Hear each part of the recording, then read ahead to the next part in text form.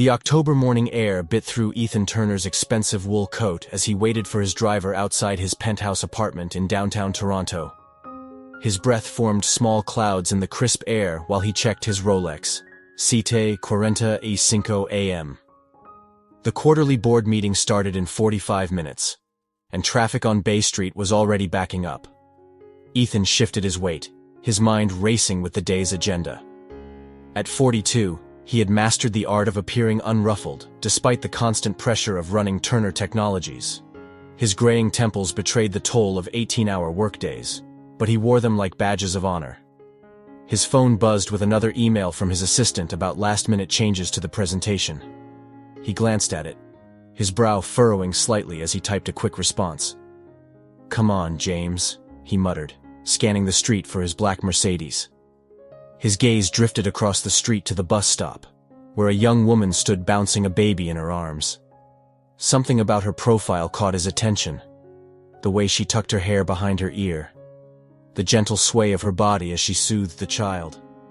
The familiarity hit him like a physical blow, and he took an involuntary step forward.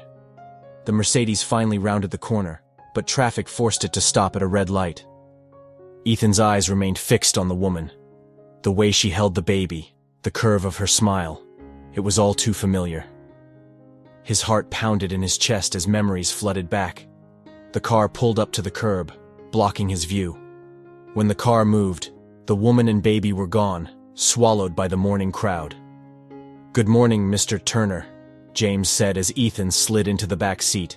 "The usual route?" "Yes," Ethan replied distractedly, his mind still on the woman. It couldn't have been Mia. She'd moved away after their divorce 3 years ago. He hadn't heard from her since signing the papers, both of them too hurt to maintain even a cordial relationship. But the resemblance was uncanny, and it gnawed at him.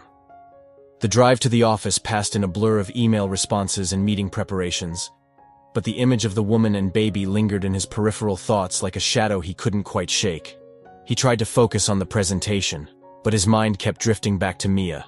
The what-ifs and could-have-beens swirled in his head, making it hard to concentrate.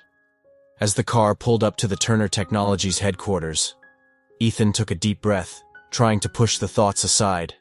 He needed to be at his best for the board meeting. Work had always been his refuge, his way of proving his worth. But today, it felt like a distraction from the questions swirling in his mind. The board meeting ended at 2 p.m., with Ethan securing unanimous approval for the company's new artificial intelligence platform. He should have felt triumphant. This project had consumed the last 18 months of his life. Instead, he found himself standing at his office window on the 40th floor, staring at the city below while holding a glass of sparkling water. His office was a testament to success: floor-to-ceiling windows, modern art pieces worth more than most homes, and a view of Lake Ontario that real estate agents would kill for. But today, it felt hollow. The woman at the bus stop had stirred up memories he'd carefully packed away. He and Mia had met in college. She was studying literature while he pursued his MBA. They'd been young and in love, convinced they could conquer the world together. The early years of marriage had been good, filled with shared dreams and simple pleasures. Sunday brunches, weekend trips to Niagara-on-the-Lake, plans for a family.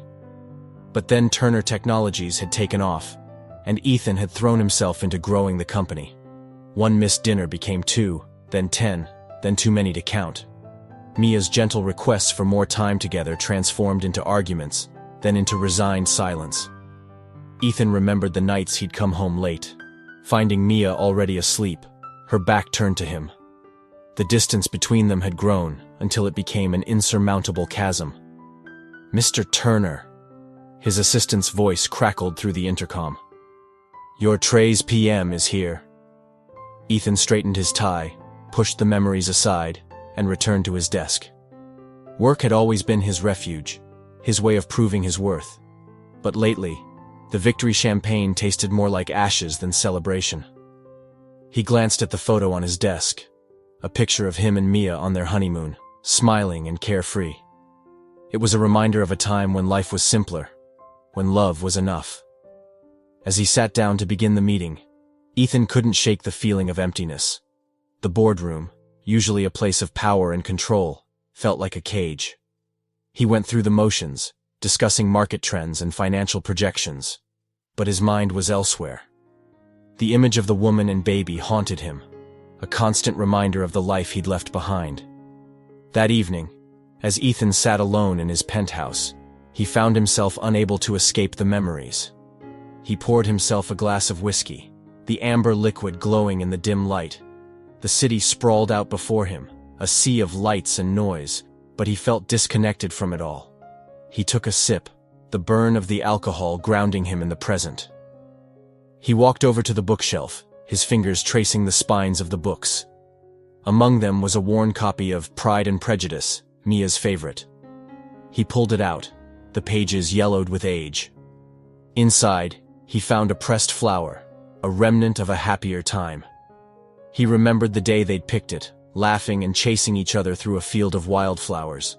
It was a moment of pure joy, a stark contrast to the emptiness he felt now. Ethan closed the book, his heart heavy with regret. He'd let his ambition consume him, pushing away the people who mattered most. He'd told himself it was for the greater good, that he was building a future for them. But now, looking back, he realized he'd been building a future for himself, leaving Mia and their dreams behind. As he stood there, the city lights twinkling in the distance, Ethan made a decision. He couldn't change the past, but he could change the future.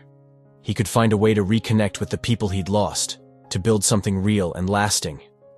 It wouldn't be easy, but it was worth trying.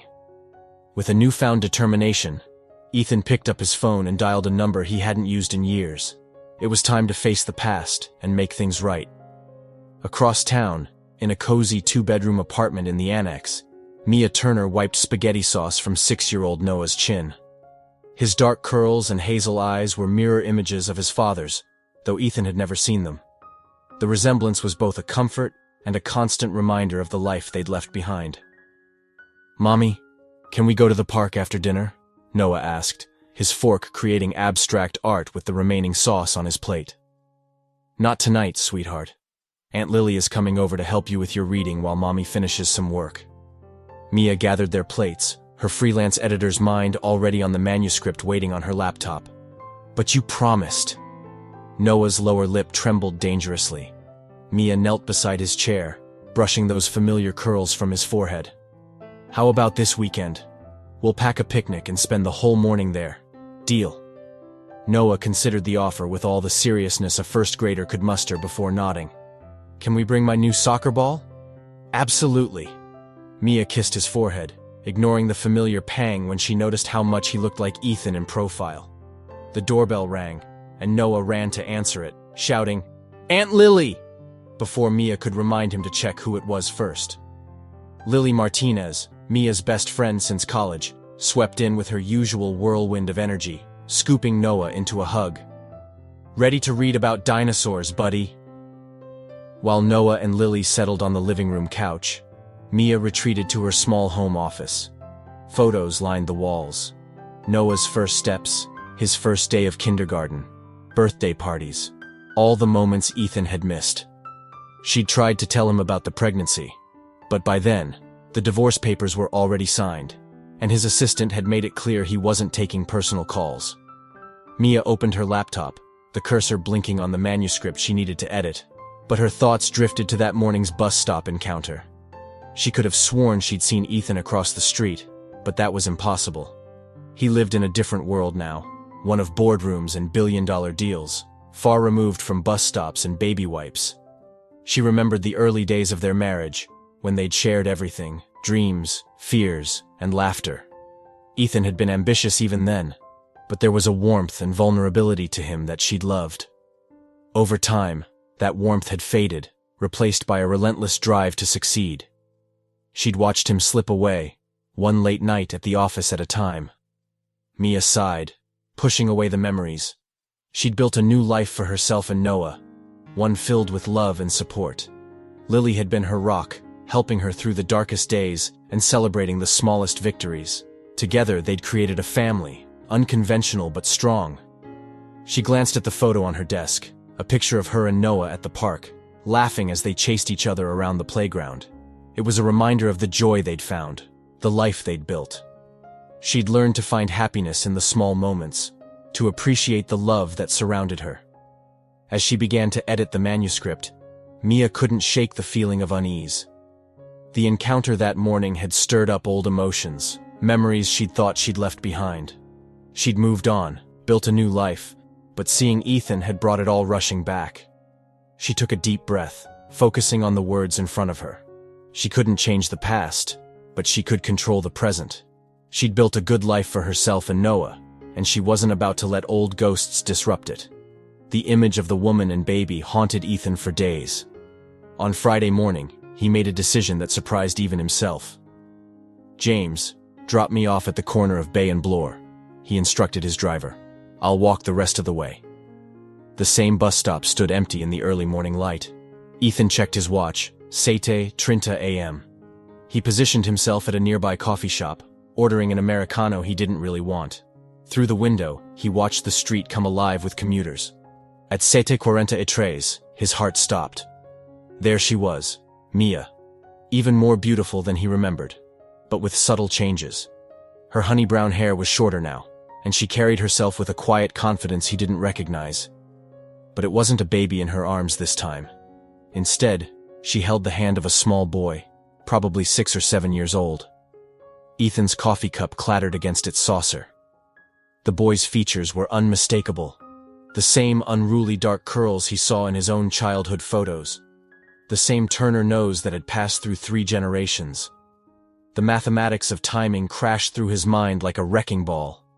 Before he could process what he was doing, Ethan was on his feet, pushing through the coffee shop's door. "Mia." His voice sounded strange to his own ears, a mix of surprise and longing. She turned, and the color drained from her face. The boy, their son, looked up curiously, his hazel eyes a perfect match for Ethan's own. "Ethan," Mia whispered, instinctively pulling the boy closer. "Mommy, who's that?" the boy asked, his innocent question hanging in the suddenly thick air. Ethan took a deep breath, his mind racing. He'd imagined this moment 1,000 times, but now that it was here, he felt unprepared. I'm an old friend of your mom's," he said, his voice steady despite the turmoil inside him. Mia's eyes searched his face, a mix of emotions playing across her features. "Ethan, this is Noah," she said, her voice soft but firm. "Noah, this is Ethan." Noah looked up at Ethan, his eyes wide with curiosity. "Hi," he said, his voice small but clear. Ethan smiled, feeling a warmth spread through him. "Hi, Noah. It's nice to meet you." Mia's grip on Noah's hand tightened slightly. "We should go," she said, her voice tense. "Noah has school." Ethan nodded, understanding her need to protect their son. "Can we talk?" he asked, his voice filled with a desperation he couldn't hide. Mia hesitated, her eyes searching his face. "Not now," she said finally. "I'll call you." Ethan watched as they walked away, his heart heavy with a mix of emotions. He'd found them, but the road ahead was uncertain. He pulled out his phone, dialing his assistant. "Sandra, clear my schedule for the morning," he said, his voice firm. "I have something important to take care of." As he walked back to his car, Ethan couldn't shake the feeling of determination. He'd let Mia and their dreams slip away once, but he wouldn't make the same mistake again. He was ready to fight for his family, to build something real and lasting. It wouldn't be easy, but it was worth trying. With a newfound sense of purpose, Ethan got into his car, his mind already racing with plans. He had a lot to make up for, but he was ready to face the past and build a future with the people he loved. The next evening found Ethan and Mia sitting across from each other at a quiet restaurant in Yorkville, their untouched water glasses collecting condensation between them. Noah was with Lily, giving them space for a conversation 6 years overdue. The air was thick with tension, the weight of unspoken words hanging heavy between them. "His name is Noah," Mia said, breaking the tense silence. "Noah James Turner." Ethan's throat tightened at the middle name, his father's name. "Why didn't you tell me?" he asked, his voice laced with a mix of regret and confusion. Mia's fingers twisted the napkin in her lap, her eyes filled with a mix of sadness and resolve. "I tried," she said, her voice barely above a whisper. I called your office dozens of times after the divorce. Your assistant said you were too busy, that you'd made it clear you didn't want any contact. Ethan felt a pang of guilt. Sandra never told me, he admitted, his voice laced with regret. I had no idea. Mia looked at him, her eyes searching his face. Would it have mattered, Ethan? You were barely present the last year of our marriage. The company always came first. Ethan leaned back in his chair, the weight of his past decisions pressing down on him. I was building something for us, he said, but the words felt hollow. I thought if I could just make Turner Technologies successful, we'd have everything we needed. Mia took a sip of water, her hand trembling slightly. Noah asks about his father sometimes, she said, her voice soft but steady. I tell him his daddy loves him very much but lives far away. The lie cut through Ethan like a blade. I want to know him, Mia, he said, his voice filled with determination. I want to be a part of his life. Mia looked at him, her eyes searching his face. He's not a business deal you can negotiate, Ethan, she said firmly. He's a little boy who's never known his father. If you want to be in his life, it has to be for real. No disappearing acts, no assistant screening calls. Ethan nodded, understanding the gravity of her words. I promise, Mia, he said, his voice filled with sincerity. I won't let him down.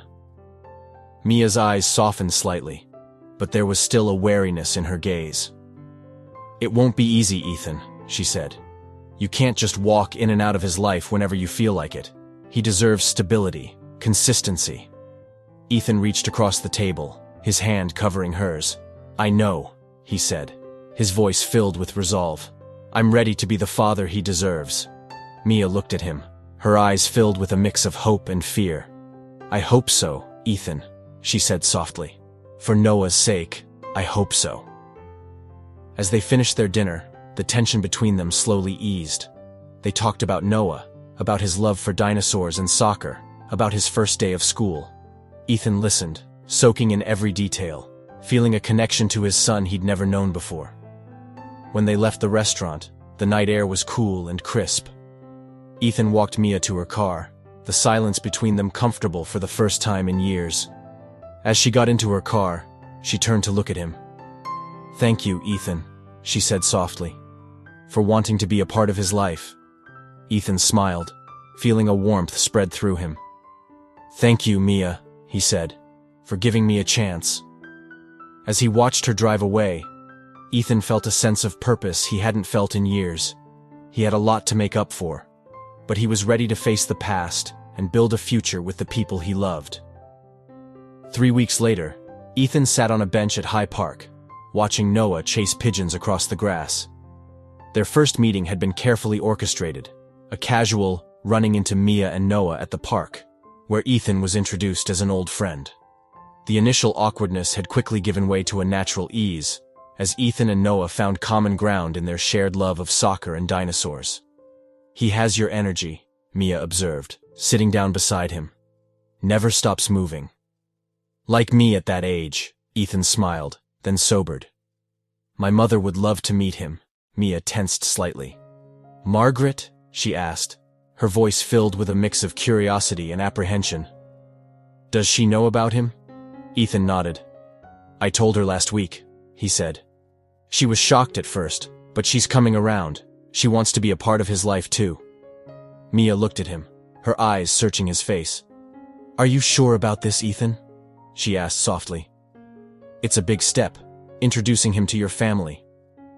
Ethan reached out, his hand covering hers. I'm sure, Mia, he said, his voice filled with determination. I want Noah to know his family, to feel loved and supported by all of us. Mia smiled, feeling a warmth spread through her. Okay, she said softly. Let's do this. Noah ran back to them, cheeks flushed with exertion. Mom, can Ethan push me on the swings? He asked, his eyes shining with excitement. Mia nodded, and Ethan felt his heart swell as he followed his son to the playground. For the next hour, he learned more about dinosaurs than he'd ever known, discovered that Noah inherited his distaste for carrots, and felt something fundamental shift in his universe when Noah's small hand slipped trustingly into his. Later that evening, after Noah had gone home with Mia, Ethan sat in his empty penthouse and made 3 decisions. He would step back from day-to-day operations at Turner Technologies, find a new assistant, and buy a house with a backyard where a little boy could chase pigeons. As he looked out at the city lights, Ethan realized that for the first time in years, the view of success looked completely different. It wasn't about the corner office or the next big deal. It was about the moments of connection, the laughter of a child, the warmth of a family. With a newfound sense of purpose, Ethan picked up his phone and dialed his mother's number. It was time to bring his family together, to build a future filled with love and support. As he waited for her to answer, Ethan felt a sense of peace wash over him. He had a long road ahead, but he was ready to face whatever challenges came his way. For the first time in years, he felt like he was on the right path, building something real and lasting. "Hello, Ethan." Margaret's voice came through the line, her tone filled with a mix of surprise and caution. "Hi, Mom," Ethan said, his voice filled with warmth. "I wanted to talk to you about Noah." There was a pause on the other end of the line, and Ethan could almost see his mother's expression softening. "I'd like that, Ethan," she said softly. "I'd like that very much." As they talked, Ethan felt a sense of connection to his mother he hadn't felt in years. They discussed Noah, his love for dinosaurs and soccer, his boundless energy. Margaret listened, her voice filled with a warmth Ethan hadn't heard in a long time. When they hung up, Ethan felt a sense of hope wash over him. He had a lot of work to do, a lot of bridges to build, but he was ready to face the challenges ahead. For the first time in years, he felt like he was on the right path, building a future filled with love and support. And with that sense of purpose, Ethan turned his attention to the tasks ahead, ready to face whatever came his way. Margaret Turner's Georgian-style home in Rosedale stood as an imposing reminder of old money and even older expectations. Ethan parked his car in the circular driveway, steeling himself for the conversation ahead. His mother had requested this Sunday dinner, and he knew it wasn't just to discuss Noah. As he walked up the stone steps to the grand entrance, Ethan took a deep breath, preparing himself for the inevitable tension. The heavy wooden door creaked open before he could knock, revealing Margaret standing in the doorway, her silver hair perfectly coiffed, her pearl necklace catching the early evening light. "Darling," she greeted him, her voice cool but not unkind. "We need to talk about this situation." The way she said "situation" made Ethan's jaw clench. He followed her inside, the familiar scent of the house, a mix of old wood, fresh flowers, and a hint of lemon polish, enveloping him. The dining room was set for 2 with the good china, his mother's battle armor. "Noah is not a situation, Mother," Ethan said, taking his seat. "He's your grandson." Margaret poured them each a glass of wine, her movements precise and controlled. "A grandson I didn't know existed for 6 years, she countered, her voice steady but firm. "Have you considered what this means for the family? For the company? The board won't look kindly on a CEO who abandoned his child." Ethan felt a surge of anger. "I didn't abandon him. I didn't know about him," he said, his voice rising slightly. "And frankly, I don't care what the board thinks." Margaret set down her wine glass, her eyes meeting his. "Don't be naive, Ethan. Your father built that company and died at 54 from a heart attack, alone in his office." Ethan cut in, his voice filled with a mix of sadness and determination. "Is that what you want for me?" Margaret's hand trembled as she set down her wine glass. "I want you to be careful. That woman, Mia," Ethan corrected firmly. "Her name is Mia, and she's Noah's mother." "That woman," Margaret continued, her voice steady but filled with a hint of fear, "walked away from this family once. What makes you think she won't do it again?" The truth of what his mother wasn't saying hung heavy in the air. She was afraid of being hurt, of losing another piece of her carefully controlled world. Ethan reached across the table, his hand covering hers. "Mia is not the enemy, Mother," he said softly. "She's a part of Noah's life, and if we want to be a part of his life too, we need to accept her." Margaret looked at him, her eyes filled with a mix of fear and hope. "I just don't want to see you get hurt again, Ethan," she said softly. "I don't want to see any of us get hurt again." Ethan smiled, feeling a warmth spread through him. "I know, Mother," he said. "But we can't live in fear. We have to take a chance, to build something real and lasting." As they finished their dinner, the tension between them slowly eased. They talked about Noah, about his love for dinosaurs and soccer, about his boundless energy. Margaret listened, her eyes softening as she heard about her grandson's adventures. When they finished their meal, Ethan helped his mother clear the table, the familiar rituals of their shared past bringing a sense of comfort and connection. As they washed the dishes together, Ethan felt a sense of hope wash over him. He had a lot of work to do, a lot of bridges to build, but he was ready to face the challenges ahead. The Children's Science Museum buzzed with weekend activity as Noah dragged Ethan from exhibit to exhibit, his excitement infectious. Mia followed at a slight distance, watching their interaction with a mixture of joy and apprehension.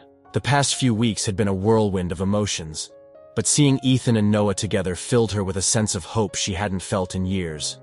"Look, Dad, the electricity makes their hair stand up," Noah called out, pointing at the Van de Graaff generator demonstration. The word "dad" was new, tentatively offered by Noah just a week ago, and it still made Ethan's heart skip every time he heard it. "Want to try it?" Ethan asked, already knowing the answer. Soon they were both laughing, their hair standing on end, while Mia captured the moment on her phone. Seeing them together, their laughter filling the air, brought a smile to her face. Later, over lunch in the museum cafe, Noah regaled them with facts about planets and black holes. Ethan noticed how Mia anticipated their son's needs, sliding a napkin over just before Noah's gesturing hand knocked over his drink, knowing exactly how he liked his sandwich cut. It was a dance they'd perfected over the years, a testament to the love and support that had carried them through the hard times. "Mom, can Dad come to my soccer game next weekend?" Noah asked between bites. Mia glanced at Ethan, who was already pulling up his calendar on his phone. "I'll be there," he promised, moving a board meeting without hesitation. That evening, after dropping them off at their apartment, Ethan sat in his car for a long moment. Through the window, he could see Noah showing Mia something in a book, both of them laughing. The scene stirred something profound in him, a sense of belonging he'd forgotten was possible. As he drove away, Ethan felt a sense of peace wash over him. He had a lot of work to do, a lot of bridges to build, but he was ready to face the challenges ahead. For the first time in years, he felt like he was on the right path, building a future filled with love and support. Back at his penthouse, Ethan poured himself a glass of whiskey, the amber liquid glowing in the dim light. He looked out at the city, the lights twinkling in the distance. The view was familiar, but it felt different now, filled with a sense of purpose and connection. He thought about Noah, about his boundless energy and curiosity, about the way his eyes lit up when he talked about dinosaurs and soccer. He thought about Mia, about her strength and resilience, about the love and support she'd built for their son. And he thought about his mother, about her fears and hopes, about the bridges they were slowly building together. With a newfound sense of determination, Ethan turned his attention to the tasks ahead. He had a lot of work to do, a lot of challenges to face, but he was ready. For the first time in years, he felt like he was on the right path, building a future filled with love and support. And with that sense of purpose, he turned his attention to the tasks ahead, ready to face whatever came his way. The Turner Technologies boardroom felt different now. Ethan stood before the board members, his presentation not about profit margins or market expansion, but about his decision to step back into a chairman role. The room was silent, the air thick with tension as the board members absorbed the news. "I'll remain involved in strategic decisions," Ethan explained, his voice steady and confident.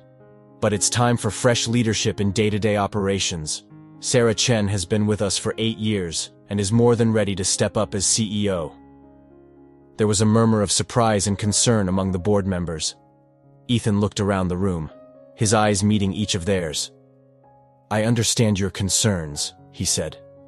"But this is the right decision for the company and for me. I need to focus on my family, on building something real and lasting." The board members exchanged glances, the tension in the room slowly easing. They knew Ethan's dedication to the company, his unwavering commitment to its success. But they also saw the change in him, the newfound sense of purpose and determination. "We support your decision, Ethan," one of the board members said, his voice filled with a mix of respect and understanding. "We trust your judgment and believe in Sarah's ability to lead the company forward." Ethan felt a sense of relief wash over him. He had made the right decision, the decision that would allow him to build a future with his family. As the meeting came to a close, Ethan gathered his things, ready to face the next challenge. Later, in his mother's garden, Margaret watched as Noah helped her plant tulip bulbs, his small hands carefully patting the earth as she'd shown him. The scene was a stark contrast to the boardroom, a reminder of the simple joys and connections that mattered most. "He has James's smile," Margaret said softly, referring to Ethan's father. "I see it when he's concentrating." Ethan nodded, noting how his mother had swapped her usual perfectly pressed slacks for gardening clothes, seemingly unbothered by the dirt on her knees. The change in her was subtle but profound, a testament to the bridges they were building together. "I was wrong," Margaret admitted, surprising him. "About Mia, about everything. I was so afraid of losing you to that company like I lost your father. Then when you told me about Noah..." She wiped her eyes with the back of her hand. "I was afraid of loving another person who might disappear." Ethan reached for his mother's hand, squeezing it gently. "We're not disappearing, Mother," he said softly.